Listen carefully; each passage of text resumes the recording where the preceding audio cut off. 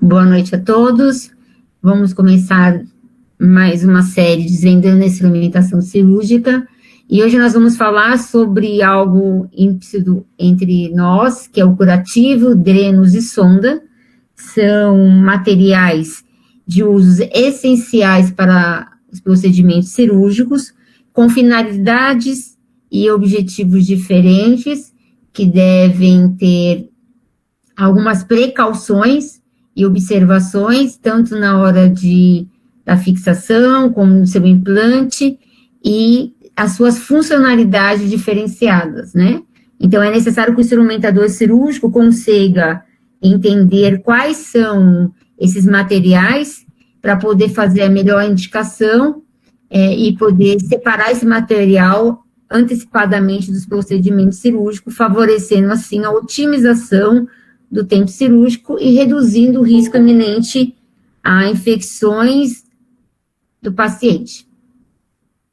Tá bom? Em uma hora a gente não consegue falar tudo, e a ideia do Desvendando a Instrumentação Cirúrgica é que a gente faça um quiz de perguntas para que vocês revejam alguns conceitos e vejam o que vocês realmente já sabem, o que não sabem, e para ter uma diretriz, né, de como, o que buscar, o que se aperfeiçoar. Tá bom? Podemos começar? Lembrando que vocês podem responder via chat, né, a gente faz a pergunta e depois, em seguida, a gente aguarda um pouquinho a resposta dos alunos e dos participantes e, em seguida, nós damos a resposta correta. Então, vamos lá.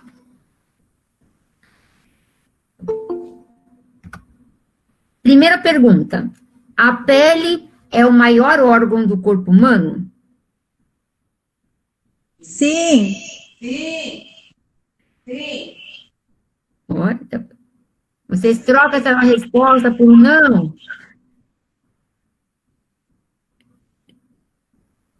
Não trocamos. Muito bem, para aquecer, tá, Nath e Elaine? Se empolga não, apertando a campainha. Tá? Aqui, ó, 7-7. É que a gente tá junto. Eu tô vendo. Realmente, a pele é o maior órgão do nosso corpo humano, tá bom?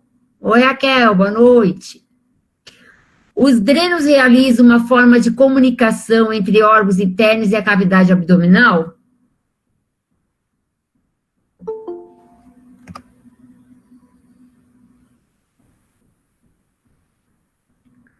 Vai lá, tia, aperta aí. Eu acho que não. Se falar não, tem que falar por que não.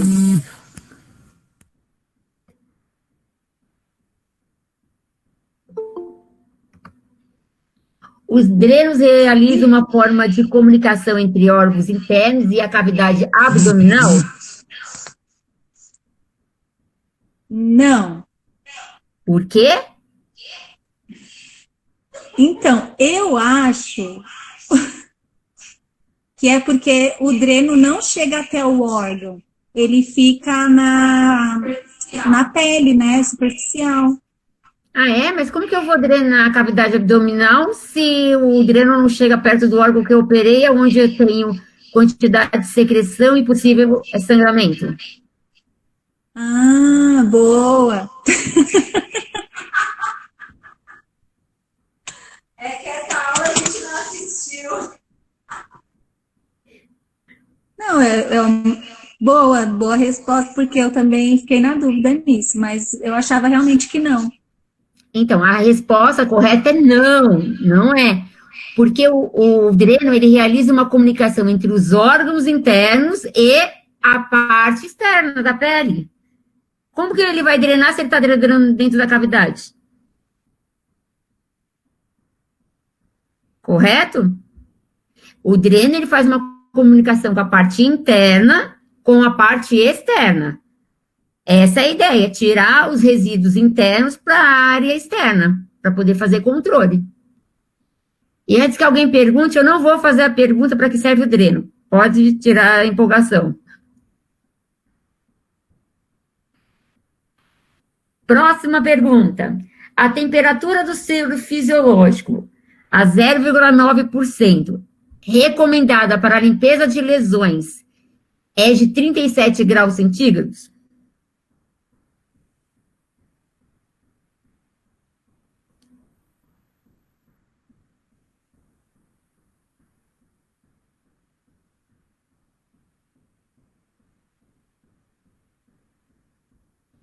O pessoal do Instagram quiser responder, pode colocar aqui no chat, gente.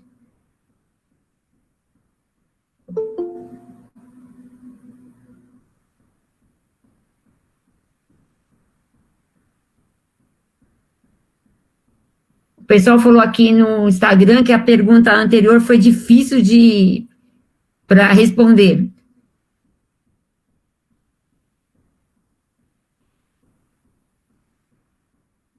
Respondendo essa questão, limpeza. Não estão falando dentro da cavidade, para lavar a cavidade, não. Tá? Estou falando de limpeza. O paciente acabou de ser operado, eu vou fazer a limpeza do sítio cirúrgico. O recomendado é um soro fisiológico mais aquecido, ambiente ou frio?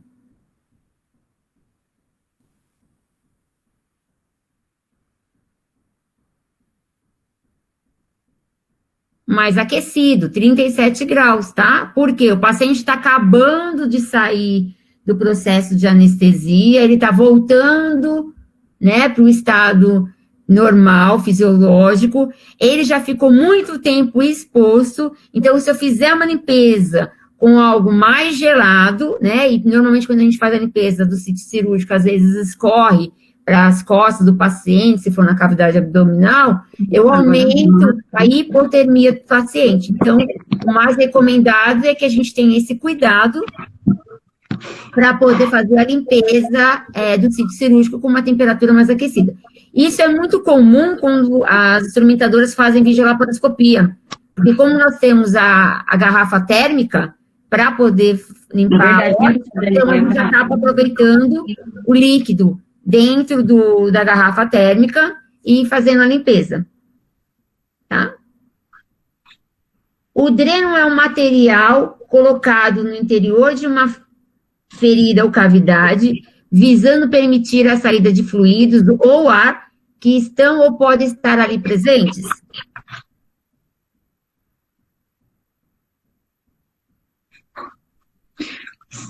Correto.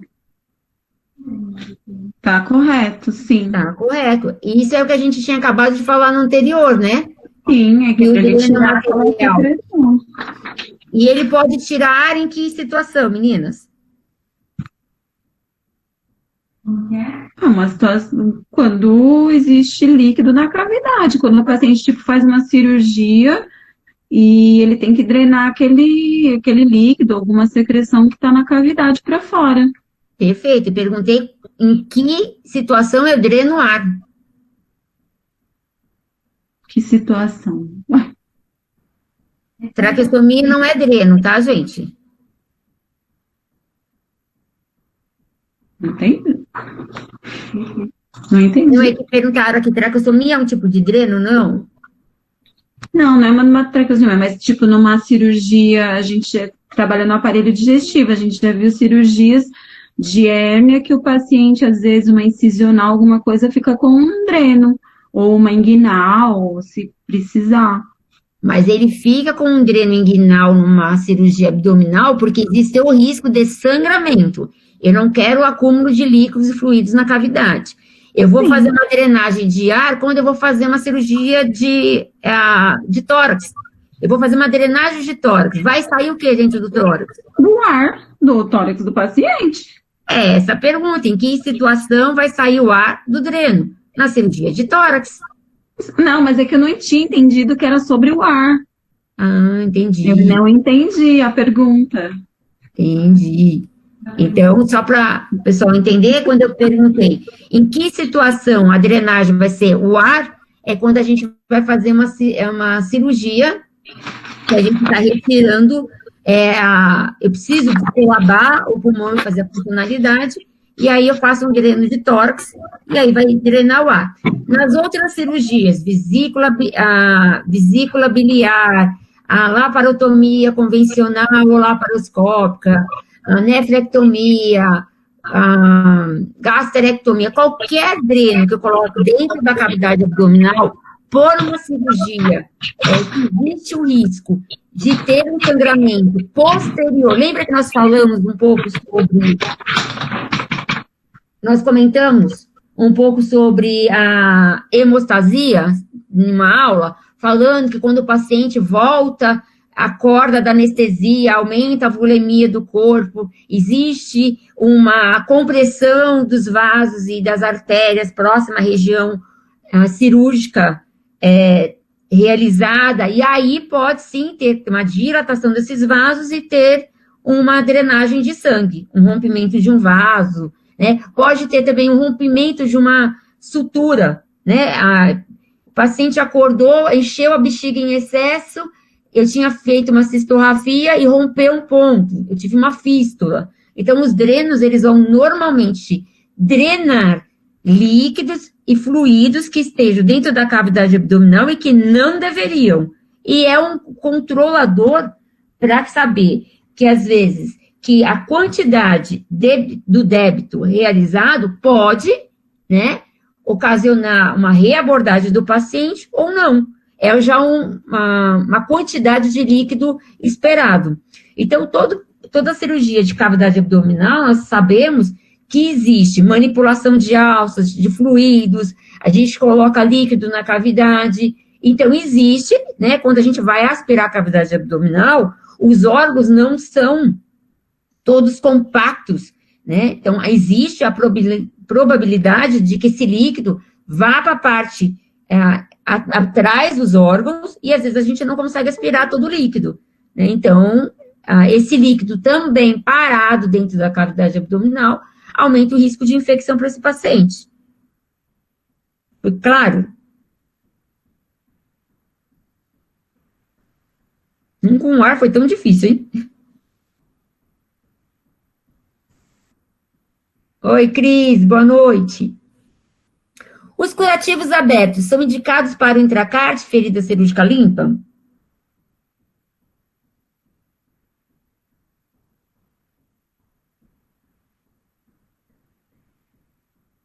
Os curativos abertos são indicados para o intracate, ferida cirúrgica limpa?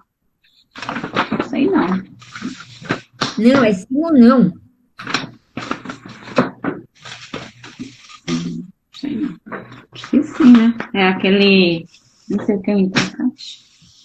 O intracate é um acesso venoso que a gente faz, o arterial no pescoço do paciente, quando ele não tem vascularização periférica de boa qualidade, né? O anestesiologista, ele faz uma punção, principalmente na jugular, desse paciente, aí chamado intracarte, que é um acesso que vai na corrente primordial sanguínea, e aí eu não posso fazer oclusão de todo esse curativo, porque senão eu acabo comprimindo esse curativo. Então, o curativo aberto, sim, é indicado para cirurgias de intracarte e ferida cirúrgica limpa, né? Alguns fatores que interferem na cicatrização das feridas pode ser a localização da ferida, infecção, medicamento, estado nutricional?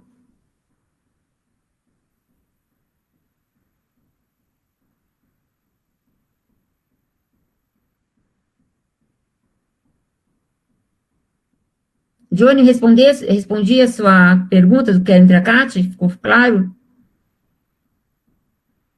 Ó, quando acabar a aula, dá para pesquisar um montão de coisa na internet, o que é intracate. Vai ser uma aula depois da aula.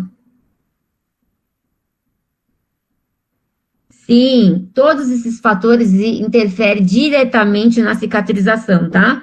Então, se o paciente é mais obeso, eu aumento o risco de infecção. Se o paciente é mais caquético, mais magro, eu aumento o risco de infecção. Se o paciente não come proteína, ele aumenta o risco da cicatrização ruim, tá?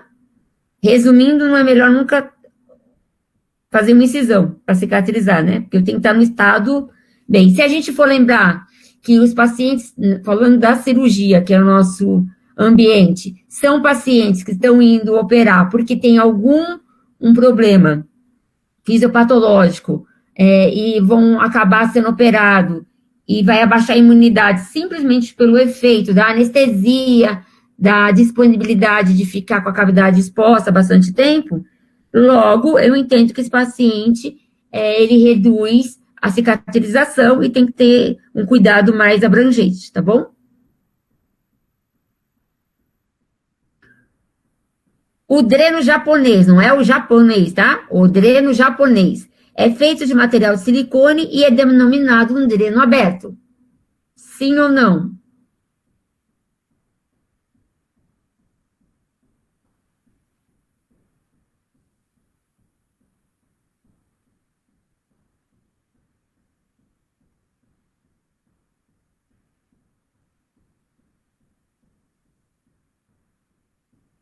Sim.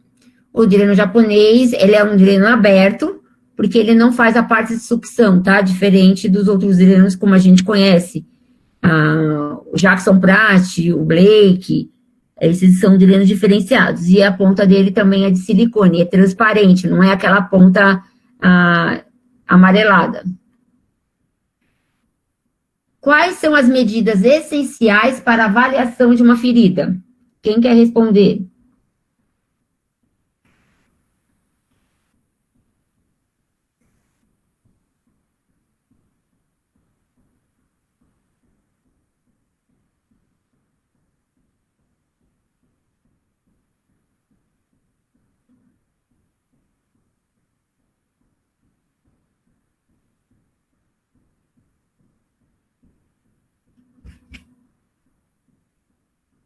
Responderam que podia ser borda, o local onde está, a temperatura.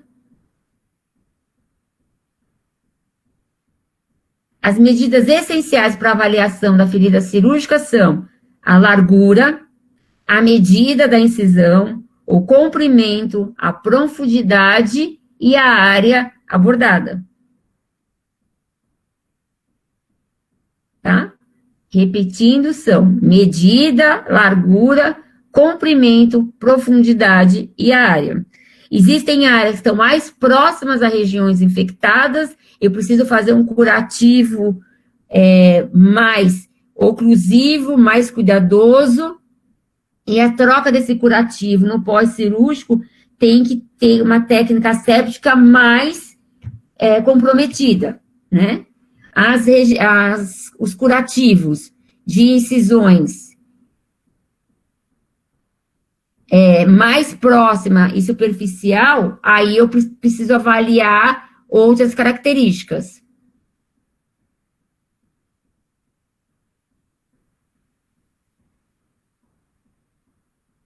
Então, para mim avaliar a ferida, eu não estou falando, quando eu acabei, vamos lembrar, gente, que a gente está falando de ferida cirúrgica pós-cirurgia, POI imediato, né? Então, eu olhei a incisão cirúrgica, o cirurgião abriu a cavidade abdominal, uma região mais contaminada, não contaminada, a ideia é que a coloração esteja perfeita, porque eu acabei de fechar o paciente. Esse cuidado que a gente tem com a coloração, se ele está hiperemiado, ou seja, se ele está aquecido, isso é no pós-operatório, e aí isso é uma coisa de assistência e de enfermagem. Ficou claro?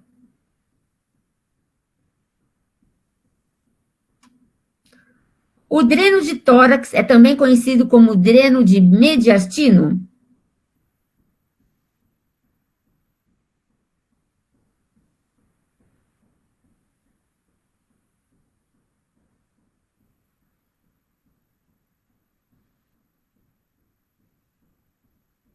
Muito bem, sim. O dreno de tórax é conhecido como dreno de mediastino. O dreno de Malecote é considerado um dreno tubular?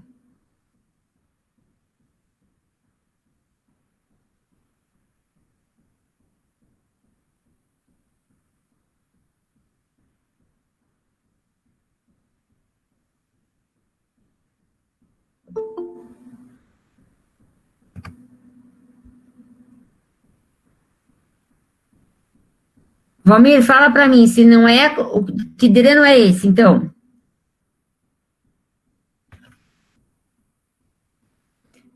O Valmir falou que ele não é um dreno tubular, ele é um dreno o quê, então?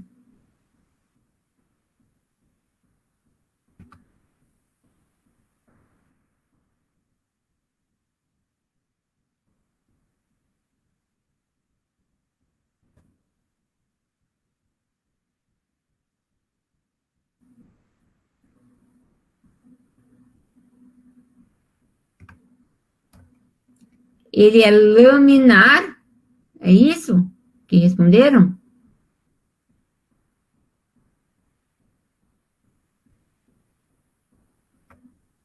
Muito bem.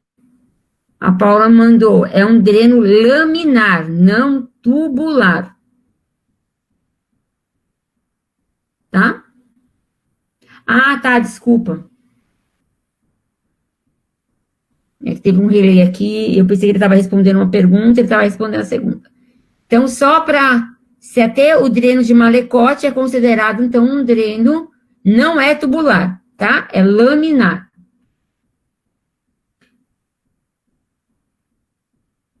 A sonda de Doppler, que é alimentação, Cantor-Iguala, que faz a desobstrução intestinais longas, são sondas nasojejunais?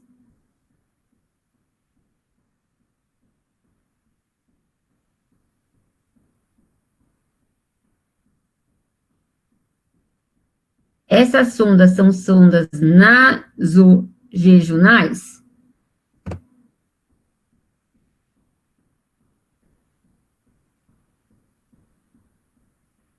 Cadê a Elaine? Cadê a Thalita?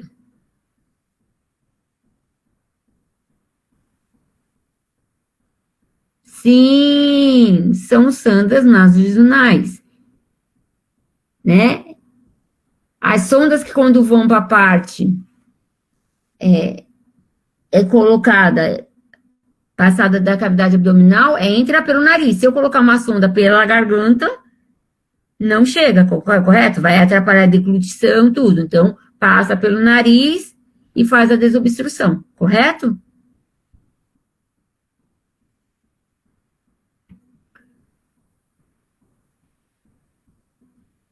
O efeito do acúmulo de líquidos em uma região pode comprimir áreas adjacentes? Sim. Boa. Essa nem dá dúvida, né? Não. Eu tenho um excesso de líquido lá dentro da cavidade abdominal, seja ele de que maneira for, pode ser a água bidestilada, soro fisiológico, urina, esse acúmulo de líquido, ele precisa ser absorvido pelo corpo, né? Então, como ele não consegue absorver, ele começa a comprimir as outras áreas, então começa a dar muita reação. Quem nunca teve um bexigoma? Sabe muito bem o que é líquido dentro da barriga. Eu nunca tive, mas aqui já... que você nunca teve bexigoma trabalhando em clínica. Você nunca ficou com aquela bexiga cheia, querendo fazer xixi, e com a sensação de bexiga cheia? Olha, é mais fácil ficar à noite, assim, porque eu tenho preguiça de ir no banheiro. Então teve, não interessa, viu? Né? Então, o líquido, ele acaba apertando as outras estruturas e acaba incomodando. Tá bom? Sim, sim. Existem dois tipos de cicatrização, sendo elas por primeira intenção ou imediata, e a segunda intenção ou imediata. A de primeira intenção é caracterizada por as bordas são aproximadas, o edema é mínimo e não há infecção ou corpo estranho. Correta essa informação? Primeira intenção. Eu acho que está correta.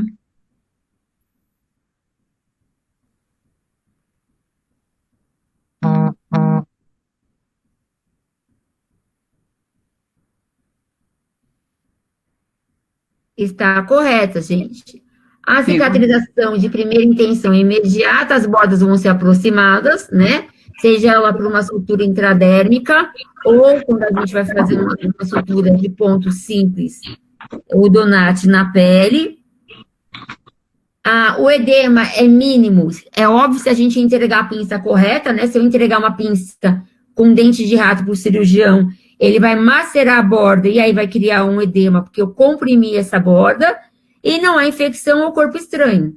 Que a ideia é que não deixe pelo, não deixe pelinho da compressa, da gaze, correto?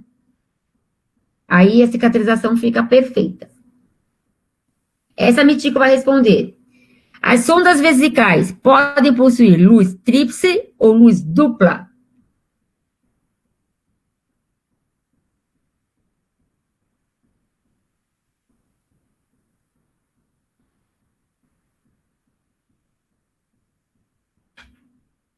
As sondas vesicais podem possuir luz tríplice ou luz dupla?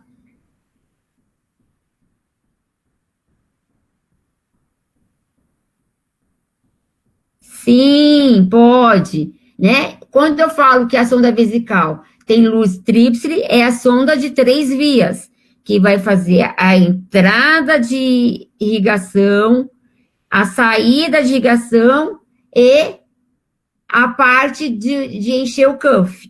E quando a gente fala de duplo, luz dupla, é quando eu só tenho para encher o cuff e para drenar o líquido da bexiga, correto?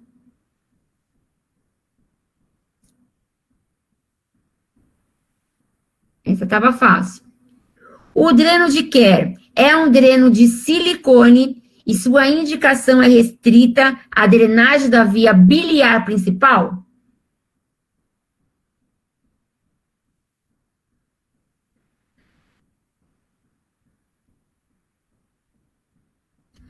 O dreno de Kerr é um dreno de silicone e sua indicação é restrita à drenagem da via biliar principal.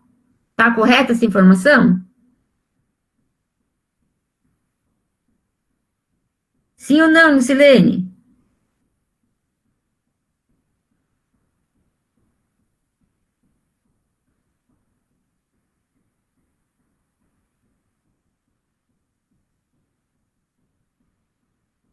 Vamos, galera, responde no chat para ficar animado. Se errar, ninguém tá vendo, fica tranquilo.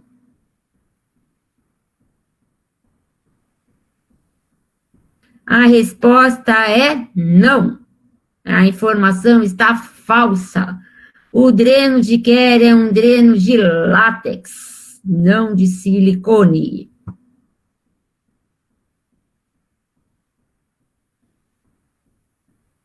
Lembrando, gente, que se eu estou colocando um dreno dentro da via biliar, correto? Eu preciso que seja um dreno maleável. Os drenos de silicone são mais grosseiros.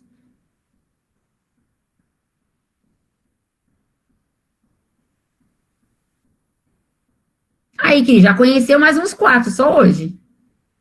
A Cris comentou que ela só conhecia 2 drenos de sucção, e o de Blake.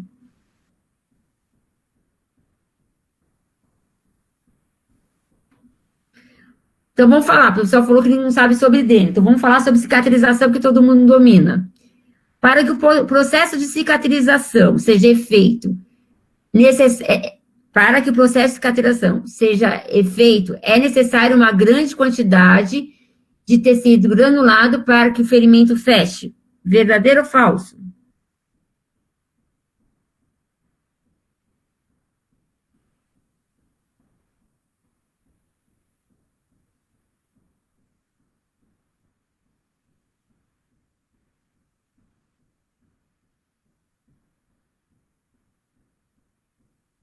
É só a gente pensar em processo de cicatrização, galera. Quando a gente rompe, cai, fere a pele, tem aquela casquinha, de repente você tira a casquinha porque a gente é curioso, olha lá dentro, tem aquele gominho de laranja. Aquilo é sistema granulado, correto? Então, você tem uma grande quantidade de granulado lá dentro da incisão, o ferimento vai fechar mais fácil. Se eu não tenho essas partículas entrelaçadas com qualidade, aí diminui a cicatrização. Fácil, é assim?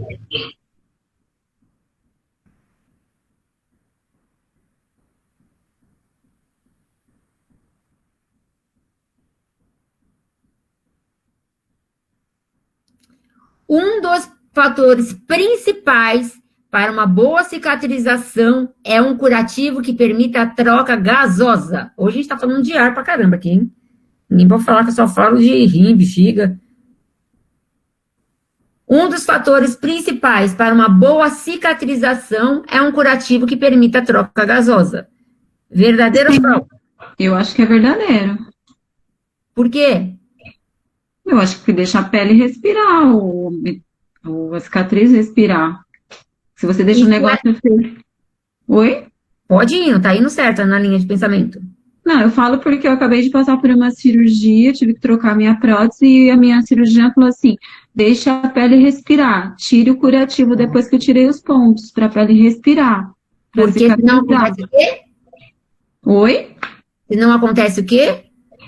Pode infeccionar, pode ficar Por quê? úmida. Vai infeccionar porque vai ter o quê se eu deixar abafado?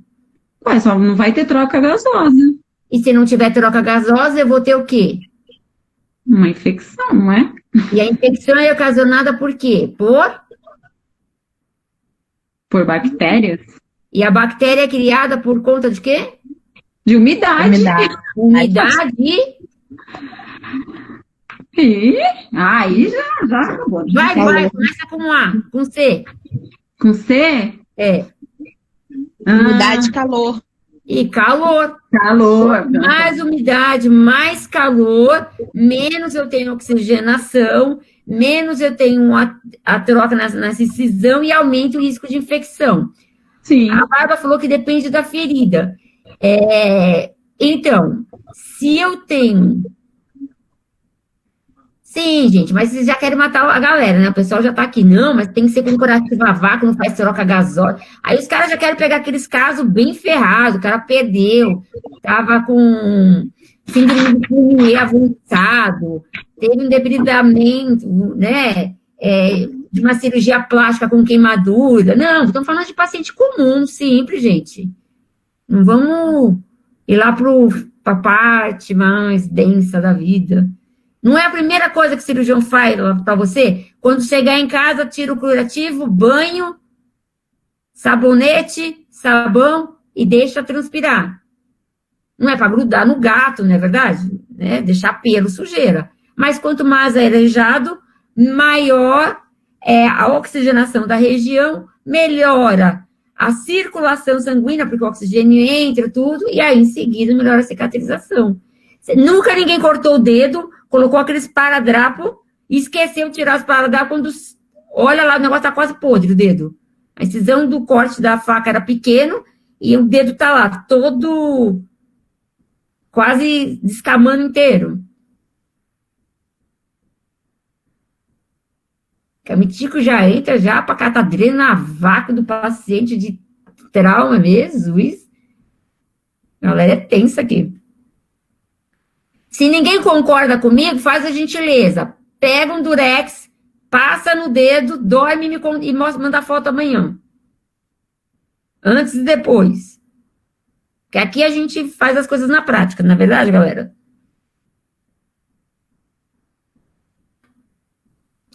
O ferimento.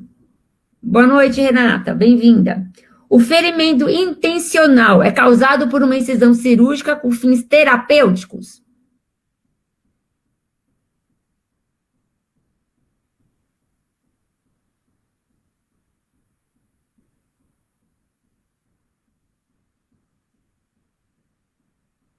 Um ferimento intencional é causado por incisões cirúrgicas, fins terapêuticos?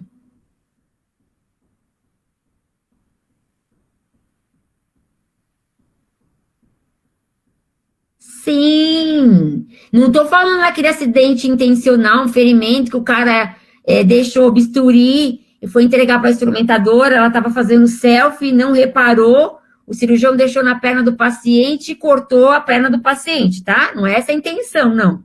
Tá? É quando eu vou fazer uma ruptura da estrutura e essa estrutura, às vezes, não vai ser fechada, não vai ter uma síntese dela, porque a intenção é que aquele rompimento daquela estrutura permita a exudação das partículas da cavidade abdominal para fora. A gente pode pensar num ferimento intencional, numa drenagem de abscesso simples. Correto?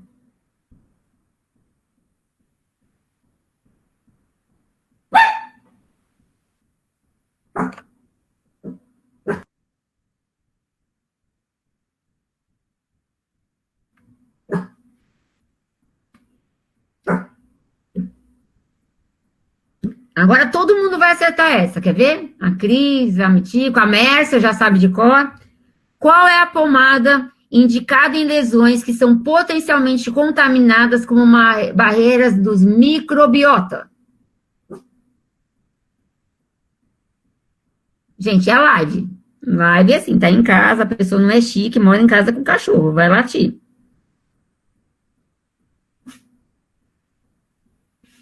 Pomada de gente básica, hein? Pode ter em um hospital público, qualquer hospital. Não precisa ser uma pomada chique, não.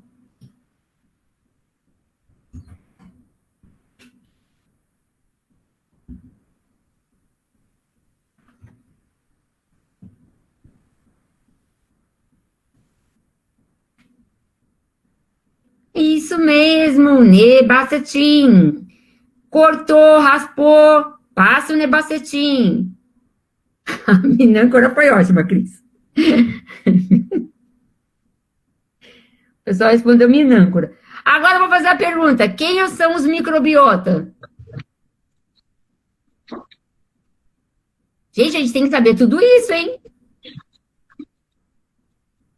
Quem são os microbiota?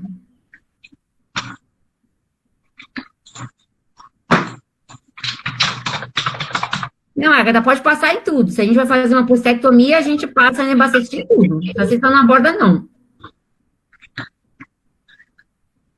Todo mundo tem microbiota. Todo mundo. Alguns mais, alguns menos. Mas todo mundo tem microbiota. É um grupo de micro-organismos, é isso? Que vive aonde? Em algum determinado ambiente. E esse ambiente seria quem? As bactérias. Não? Não, gente, não tem protozoário, não. Vamos com um bichinho simples. Ninguém tem protozoário, não. Todo mundo tem, tá? Bactérias? São os micro-organismos. Lembra que nós somos seres pluricelulares, né? Então, que na nossa pele moram os microbiotas da pele. Os bichinhos que fazem uma camada de proteção. Ela não tem fungo, não. Renata, pelo amor de Deus, ninguém... Eu falei que todo mundo tem, não é a pessoa porque é fungo. Fungo, não. Todo mundo tem microbiota. Tá bom? Lembra que tem lactobacilos vivos no intestino? São os microbiotas do intestino. E nós temos os microbiotas de pele.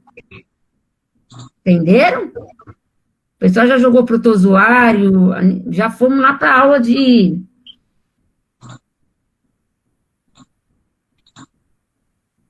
Olha, a Lu escreveu, é a soma na pele de tecidos de micro-organismos, mais ou menos isso. Tá? E detalhe, quando eu faço a incisão cirúrgica do paciente, eu tenho que tomar cuidado para que esses microbiotas não caiam dentro da cavidade abdominal, e isso sim vai aumentar o risco de infecção de ISC, infecção de sítio cirúrgico.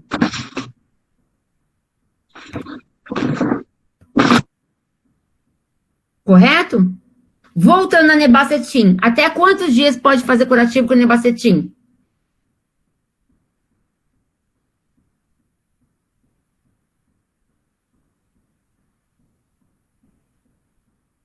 Alguém sabe?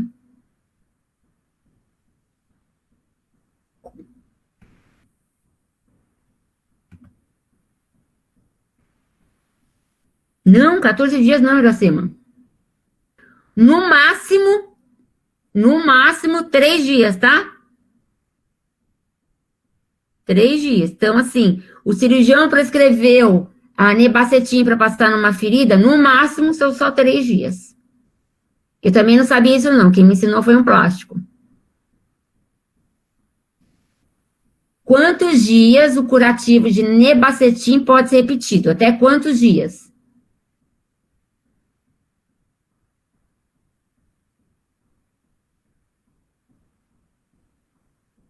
Vocês querem saber por quê?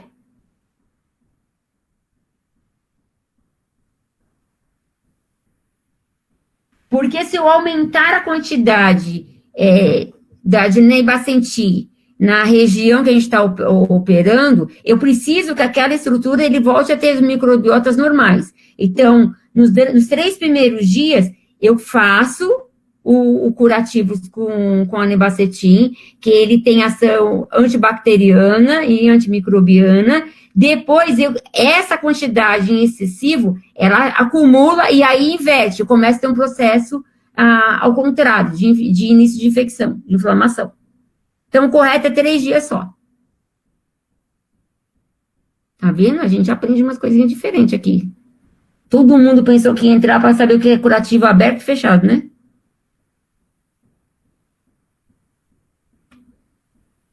A sonda uretral do modelo de Pezzer pode ser utilizada para proteger os Kellys?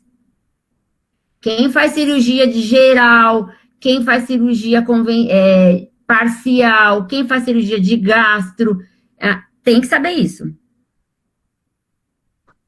Vou até dar um tempinho para o pessoal do Instagram responder também.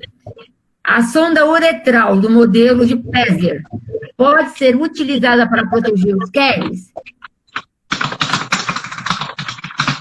Não vale digitar, eu venho pesquisar. Não, eu estou trabalhando, não estou digitando, estou trabalhando.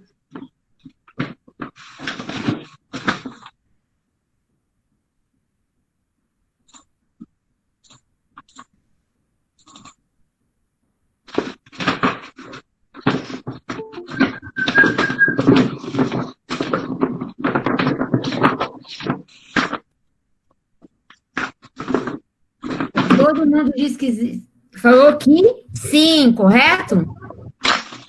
Esquece minha pergunta. Qual é o nome da sonda que vocês pedem, que é vermelha, né? Que é de látex, para poder proteger o material de vascular?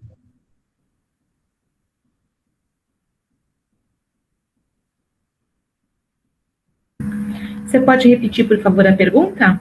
Qual é o nome da sonda que a gente pede, quando a gente está no centro cirúrgico, para proteger os Kellys, que não é de silicone, é de látex?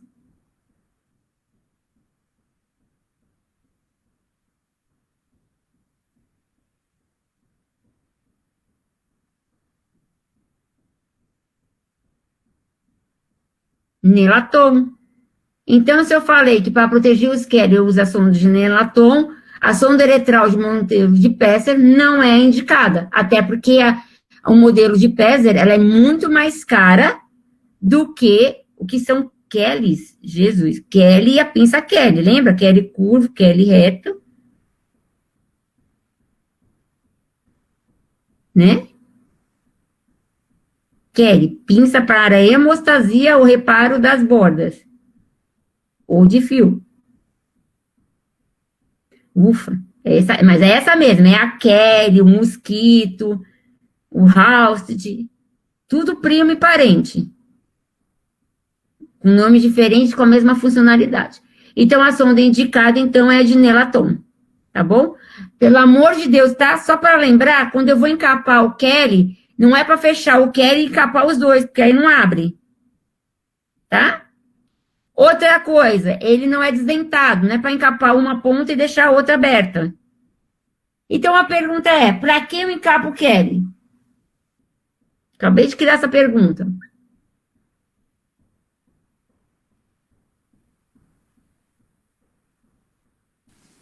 Para não arrebentar o fio. Arrebentar o fio? Eu não sei, é de fio que tu tá falando, eu cheguei agora, desculpa. Não, a gente está falando da sonda para colocar no Kelly para cirurgia vascular.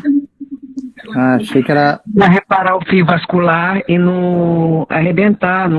É o que eu falei. Não arrebentar o fio da vascular. Para não macerar o fio, né? Porque o Kelly, ele macera o fio. Eu aperto, e aí na hora que a gente for fazer o nozinho, ele está macerado, a força tenso do fio vai reduzir e pode se romper. Correto?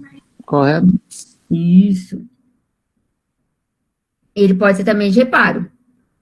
Bárbara, não pode proteger eletrocautério com sonda nenhuma. Não pode. Todo mundo já viu, isso é um problema grave da galera de vascular, né, de um povo aí de medicina que faz. Eu não posso pegar um bisturi elétrico, colocar uma sonda, proteger para fazer a cauterização. Por quê?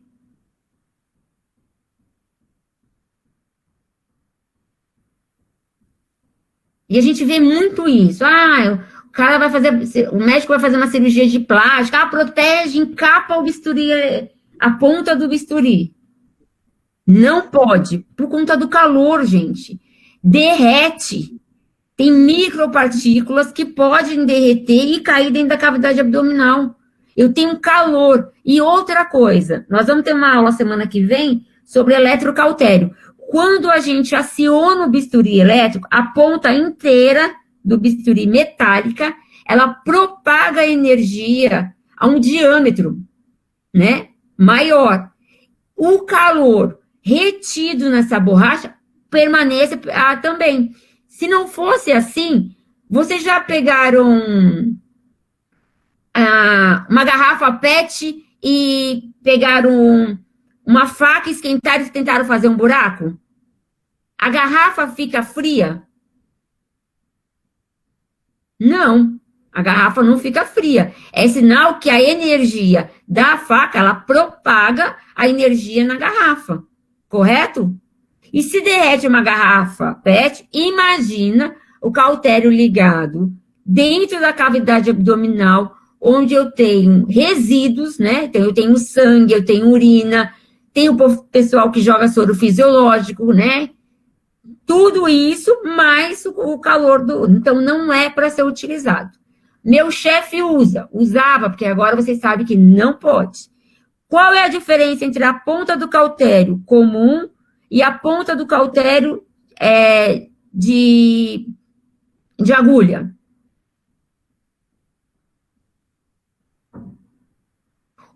O cover da pinça de robótica, olha novamente a pinça, você vai perceber que ele não é totalmente de metálico. Ele tem uma carapaça que protege a pinça, que é feito de... Agora esqueci. Tá vendo, pessoal? Feito de louça?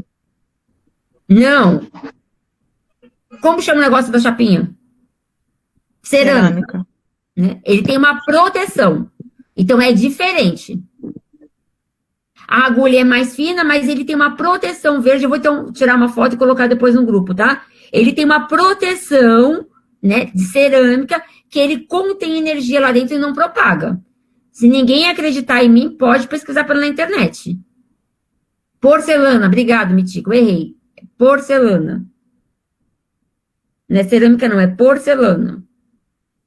Então, ele não propaga energia.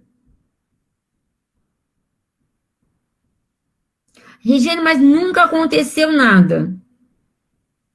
Né? Mas se a gente está tentando virar técnicos em conhecimento específico, né, aprender, ser um agente otimizador no protocolo de segurança do paciente, nós temos que criar o hábito de levar informações com veracidade, com conhecimento, com técnica para a equipe com que a gente trabalha. Né? A equipe entende de procedimento cirúrgico e tudo, e nós cuidamos do cuidado pós-cirúrgico.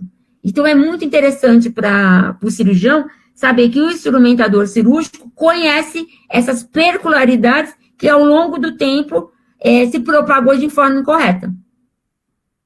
Vamos lembrar, gente, médico, é ser humano.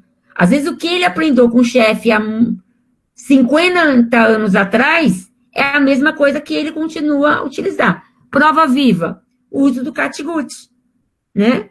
Então, hoje, todo mundo já sabe, já assistiu um montão de webinar falando que é um fio potencialmente que traz resíduo por ser de origem animal. Então, por que a gente vai permanecer com catgut se eu tenho conhecimentos que existem outros fios mais favoráveis, com mais probabilidade de reduzir o risco de infecção do paciente e não comentar. O conhecimento retido não é só para a gente, não. Ah, não vou contar para outra instrumentadora, senão ela vai pegar meu lugar. O que vocês estão aprendendo durante as lives, curso, é para vocês utilizarem com a equipe. Né? Não é para falar alto, você não sabe nada. Mas é para poder, doutor, eu aprendi determinada coisa, o que você acha? Entendeu? E isso permite e diferencia um instrumentador prático, que acata a ordem verbais e não tem conhecimento técnico para poder persuadir um conhecimento diferenciado, e o instrumentador técnico, que ele participa, acata a ordem verbal, entretanto, ele consegue participar ativamente do processo da cirurgia.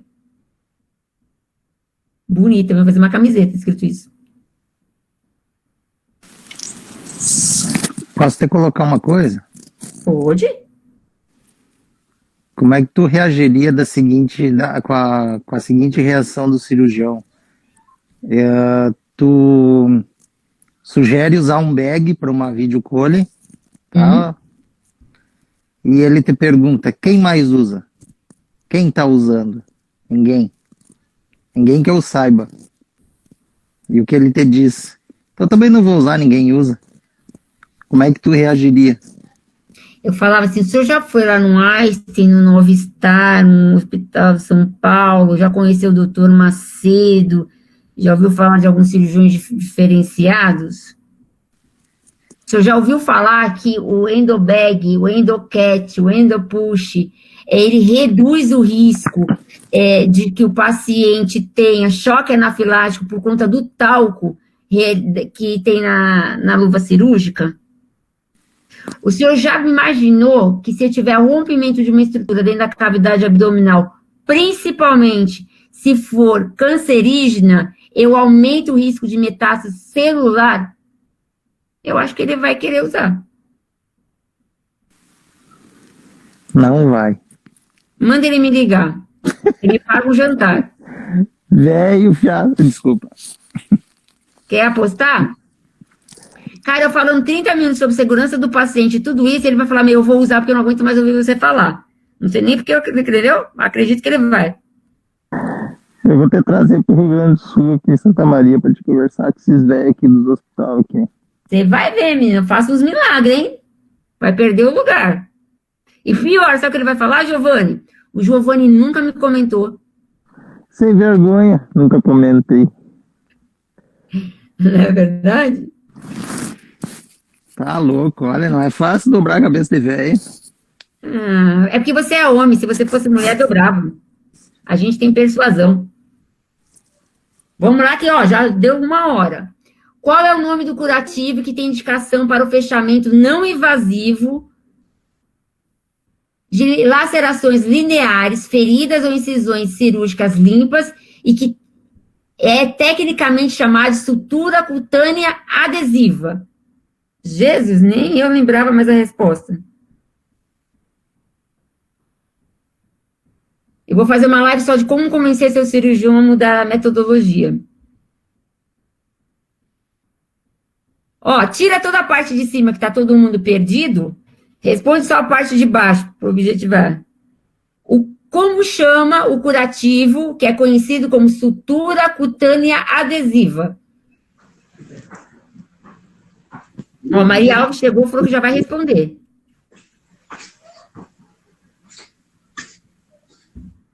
Bicho, eu não sei, não. Adesivo. Isso. Sutura cutânea adesiva.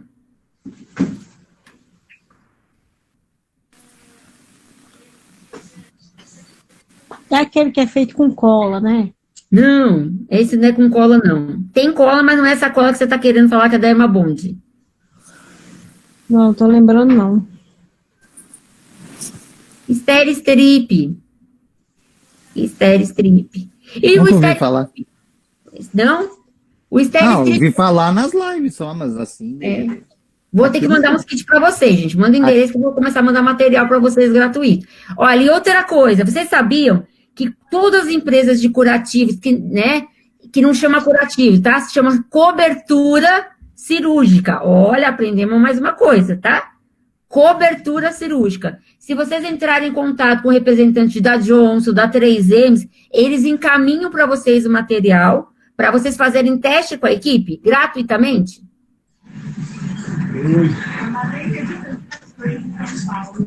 Né? De qualquer material? De qualquer material. Tem aí na primeira, depois do E o Steristrip, eu tenho que tirar ele após quanto tempo? Tem R na terceira, depois do primeiro A.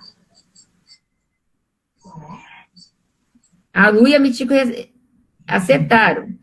O crime mais grave é o de peculato, que tem uma pena de 2 a 12 anos. Em seguida, vem Menino, para de 1 a 3. compartilhar tua tela. A condescendência criminosa tem penas menores. A condescendência criminosa é quando... Qual é o tempo dele? O tempo para você deixar o Steristrip até 10 dias. Por quê? Ele é poroso. Eu permito a troca gasosa da incisão e da pele. Funcionários do primeiro escalão que aparecem nos grupos de WhatsApp. A caracterização da prática... Depois você vê o outro. Abre para mim. Para de apresentar comigo, senão o pessoal não vê mais a minha tela. Eu tenho que já assistindo 2 webinars juntos. Isso que é legal. Configure o crime de responsabilidade da máquina pública com proveito político e pessoal evidente. Hoje, no meio da tarde, o presidente da Câmara de Vereadores do Rio aceitou... Pronto. Ela já se liberou. Vamos lá, próxima.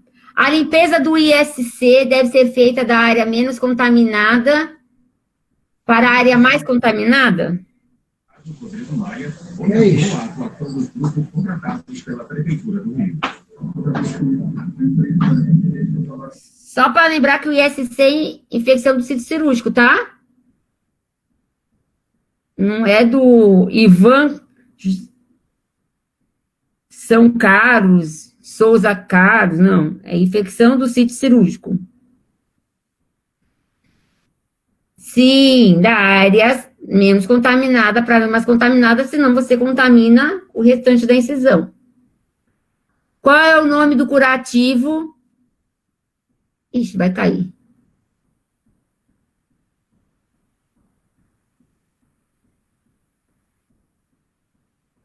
Qual é o nome do curativo que fornece suporte forte e flexível, além da compressão, graças ao seu substrato poroso de alta qualidade?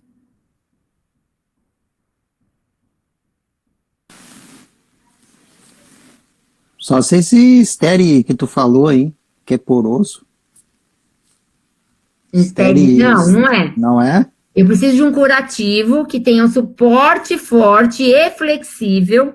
Então, que ele tem que prender e ser flexível no lugar que eu vou colocar. Além de comprimir a região, né? Tem que ser poroso, ou seja, tem que ser grosseiro e tem alta qualidade.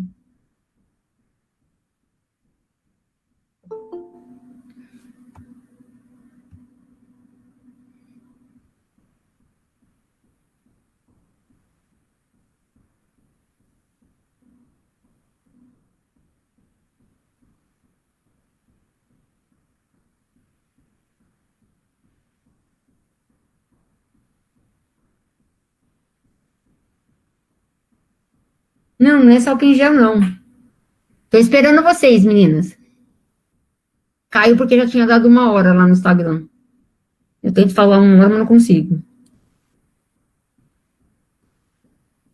Então, vamos lá de novo. Qual é o nome do curativo que fornece suporte forte, flexível, além de compressão, graças ao seu substrato poroso de alta qualidade?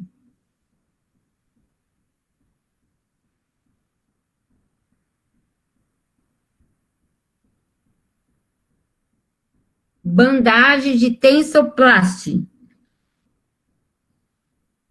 Tá? Gente, gás é poroso e flexível? E tem compressão? Compressão eu vou ter se eu colocar o microporo em cima, o esparadrapo, fora disso não.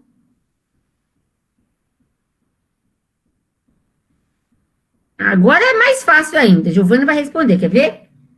A espuma de poliuretano é indicada para feridas com perda tecidual, profunda, parcial, total, sendo que nas cavitárias é utilizada de forma de preenchimento.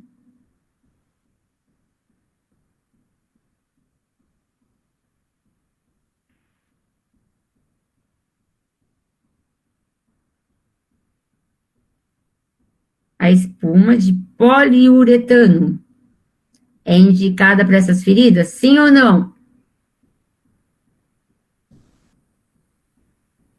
Sim. Qual é o outro nome dela? Tem Spolgenstan. Tem umas outras duas que eu te mando o videozinho como até que a gente coloca. Ela é uma espuma que você vai colocar na incisão cirúrgica, ela vai encharcar, e aí, normalmente, quando a gente tem... Ela vai repor a estrutura, né? Ela vai preencher esse espaço, reduzindo o risco de infecção e aumentando a parte do granuloma do tecidual. Serve para curativo ou para hemostasia? Curativo. Curativo. Não, eu tava pensando numa que é hemostática. Não, hoje ela não é de hemostasia não, tá? Hoje é só de curativo, cobertura, só coisinha simples. Então não sei qual é essa aí. Então não sei o que é essa aí. Mas você vai aprender, depois a gente vai ter um cursinho só de demonstração, como que aplica, como é que faz, como que é. Tá, qual é o nome dela? Hã? Qual é o nome? Espogostan. Espogostan? Eu vou te mandar todas que tem. A gente vai depois, eu vou colocar lá na minha página lá do Instagram, as pomadas, a indicação pra gente ver. Aqui é pra gente se divertir um pouquinho, saber o que sabe. Entendeu? Quiz, né? É um quiz, né? Aqui é um quiz, você sabe ou não? Sim, sim. Sim, tá vendo? Sabe. Não sei. Eu tô entendendo. Esse a Cris vai responder, quer ver? O dreno de Jackson Pratt é conhecido como autodissucção?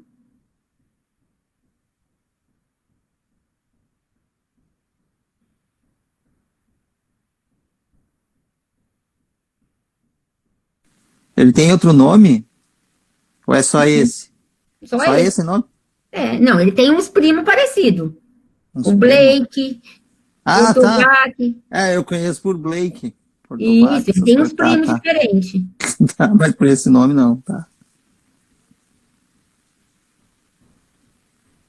Gente, ninguém é burra, pelo amor de Deus. A Helena falou que tá se achando burra, pelo amor de Deus, ninguém é. A diferença que a gente está comentando para vocês é que a gente vive num mundo fissurado em pinça cirúrgica, achando que isso é o top. Se eu sei todos os nomes de pinça, eu sou a melhor instrumentadora. Agora a gente está abrindo a cabecinha para saber se a instrumentadora ela é obrigada a prever e prover os procedimentos cirúrgicos. Então eu tenho que pensar em material para abrir o paciente, para fechar o paciente. E após o fechamento, quem faz o curativo somos o instrumentador. Logo, eu tenho que entender tudo que tem. Sim. Não é verdade? Tá, o meu cirurgião gosta de usar nebacetim. Não tem nebacetim. Ou ele não quer usar nebacetim numa postectomia. Quais são as outras opções? Eu tenho que ter noção. Eu tenho que saber que tem Uruxol, né? Eu tenho que saber quais são as outras variedades de materiais até para sugerir. Tu conhece aquele curativo website? Pelo menos o nome que eu conheço é o website. Ele chamam também de colmeia de abelha. Ele é um filme com um curativo interno dentro dele.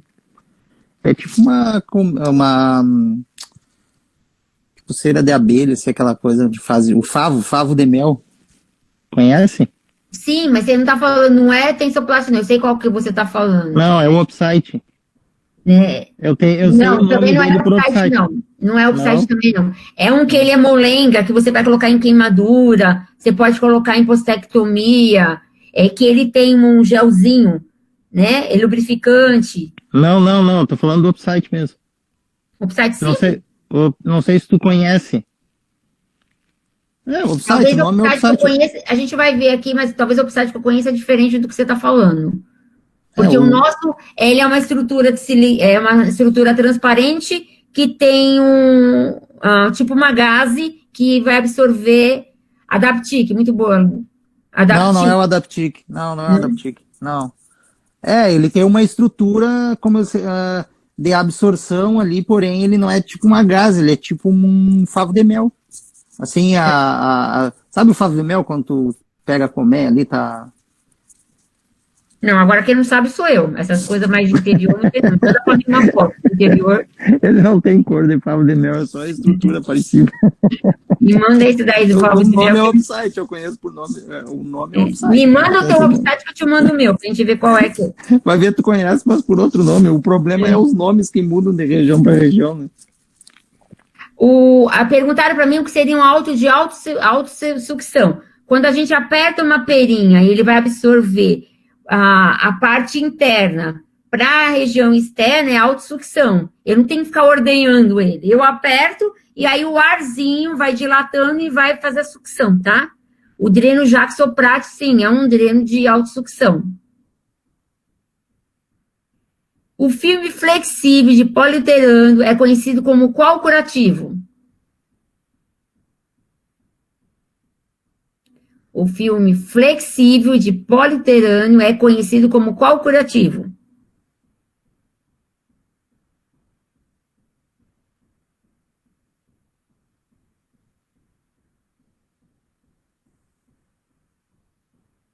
Isso, Tegaderme. Então, aqui em São Paulo, né, o filme flexível de poliuretano que tem uma esponjinha, uma gaze, que vai absorver a secreção na cirurgia, na incisão cirúrgica, é chamado para a gente de opsite. O filme de flexível, que não tem esse quadradinho, é chamado de tegaderme. Tá vendo? O hidrogel pode ser apresentado de 3 formas. Uma estrutura fixa plana que não permite que se molde ou se adeque a formato de ferida. 2, na forma de gel amorfo em tubos, sachês aluminizado, gás saturada ou spray. E 3, na forma seca congelada.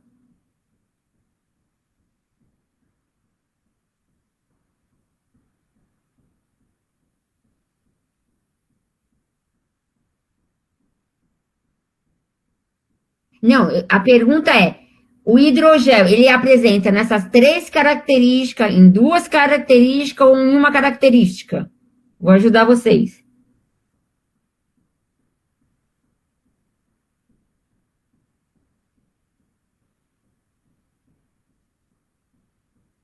Nas 3 características, tá? Nós temos essas 3 apresentações do hidrogel. E o hidrogel é um curativo à base de água. Nem precisava falar isso, né?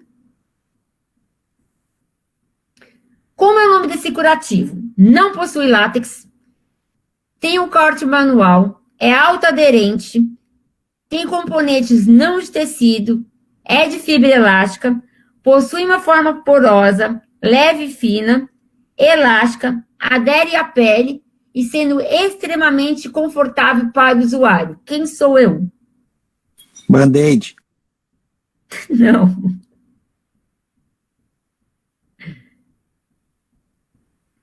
Um monte de gente usa isso nas grandes cirurgias e não sabia que ele fazia tanta coisa.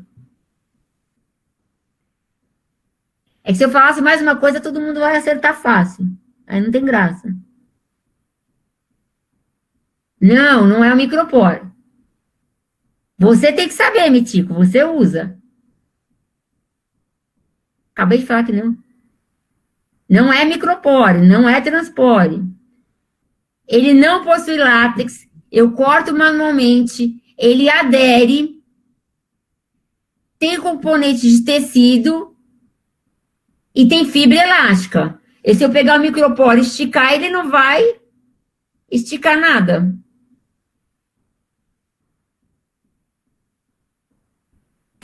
Ele é tipo um Também não é esparadrapo? tensoplast. Tensoplast foi o que a não. gente falou lá atrás. Não é tensoplast. Piorou, Cris. Cris, quem usa esparadrapo em São Paulo? E outra, o esparadrapo também não é elástico. Se fosse elástico, a gente não colocava o paciente preso na mesa. Tem que ser elástico. Eu tenho que Coban? puxar e ficar. Alguém respondeu Coban. Coban, com C, Coban. E tem várias cores, né? Lembrando, quando for fazer postectomia, nada de colocar rosa e laranja, né? Que não pega bem na cirurgia. A pessoa acordar com o negócio laranja, rosa, né? Verde fluorescente, né? Coban. Coban é uma delícia, cara. Guarda em casa, quando a criança se corta, se amarra ela toda lá, ela fica contente com aquele negocinho. Nunca usei para segurar o óculos, mas vou arriscar, Bárbara. A Bárbara falou que é bom para segurar o óculos. Alguém respondeu primeiro aí que foi Coban, não vi quem. Oi, quem respondeu primeiro Coban foi aqui, achei lá no webinar. O pessoal do Instagram errou tudo. Prenderam até o óculos. Ah, tá acabando. Também, gente, Tu gravou isso aí ou não?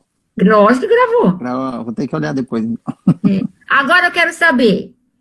Não vale pesquisar na internet. Quando foi criado o Band-Aid? E por quê? E para quem?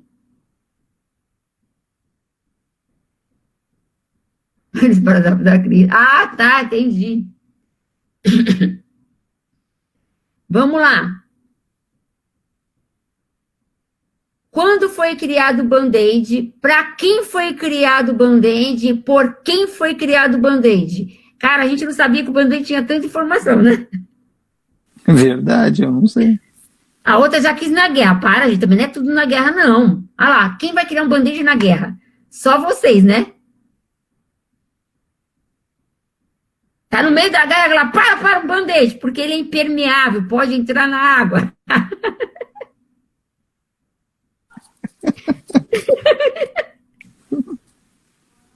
Eu adoro vocês. Desgruda depois que morre. Desgruda isso. Pode tomar tiro que não... E lavar. Foi feito pela Johnson. Ok, mas quem foi? E tipo, não é porque eu falo que tudo é criado na guerra, que tudo é na guerra, gente. Tem coisa que é boa, criada antes.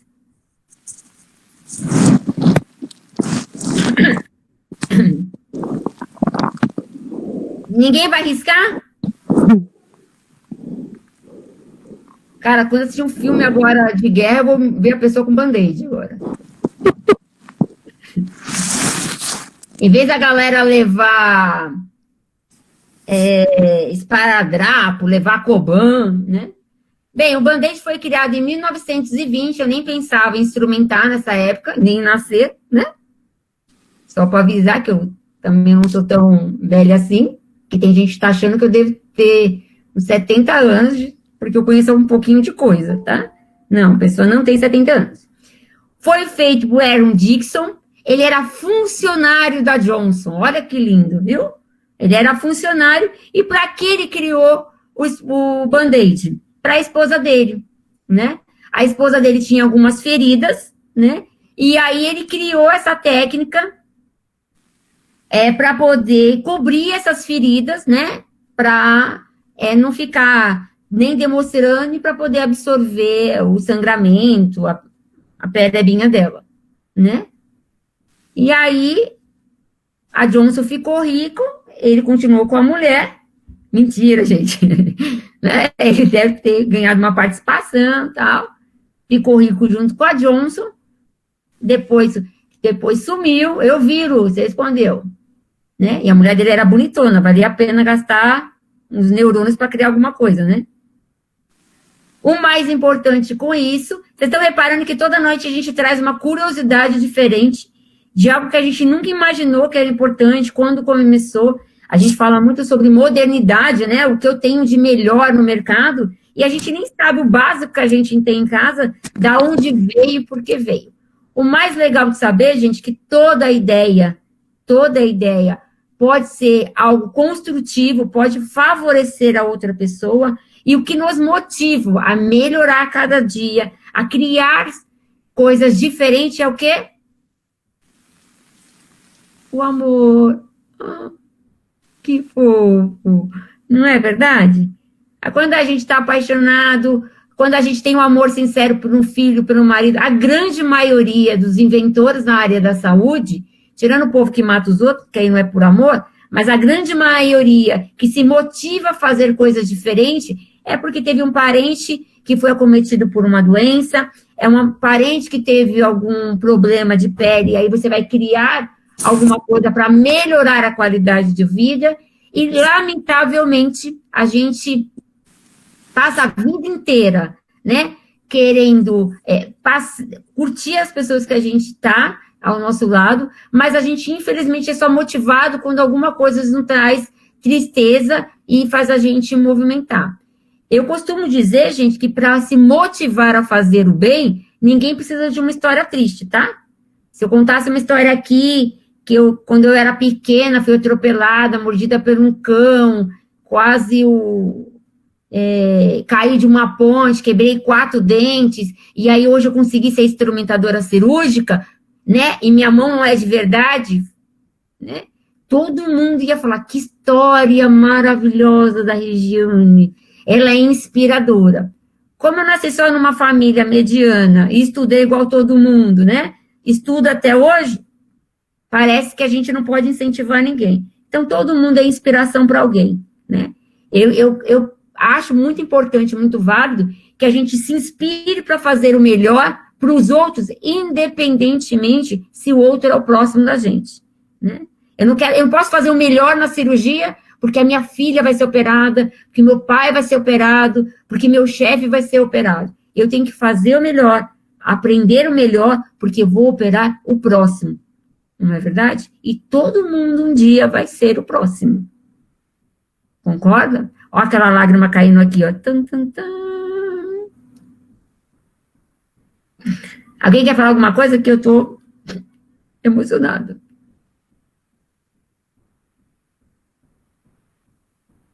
Nossa, tá todo mundo chorando aqui, gente, no webinar. Não é verdade? Oh, manda coraçãozinho, pessoal do Instagram, vai, já que fez eu abrir outro webinar. E o mais legal de tudo, sabe o que é? Que todo mundo imagina que eu sou uma loira peituda de 1,80 m. E não é. A pessoa só tem 1,50 m, tá? Então, quem quer me conhecer, não fica esperando uma coisa diferente, não.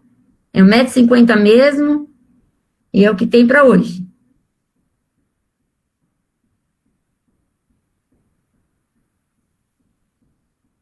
Imagina, estamos todo mundo junto. Eu espero nunca precisar do serviço de vocês, tá? Que vai ser gratuito, porque a gente tem ética profissional, não pode cobrar da instrumentadora que ensinou. Né? Imagina, gente, eu vou trazer um dia para vocês conhecerem. Primeiro tem que ver se a dona Vera consegue entrar na internet, entendeu? Aí, a gente não pode dar liberdade. A pessoa me falou que parecia uma baixinha xarope. Cris, entra ao vivo e explica isso, Cris. Né? Eu vou trazer para vocês a dona Vera, é uma instrumentadora que ela começou a instrumentar em 1976. Estava nascendo, dona Vera já estava lá com... Ai, mentira. A dona Vera já estava lá com os pinças fazendo minha cesárea, né? E a dona Vera, ela trabalhou durante muito tempo na aeronáutica.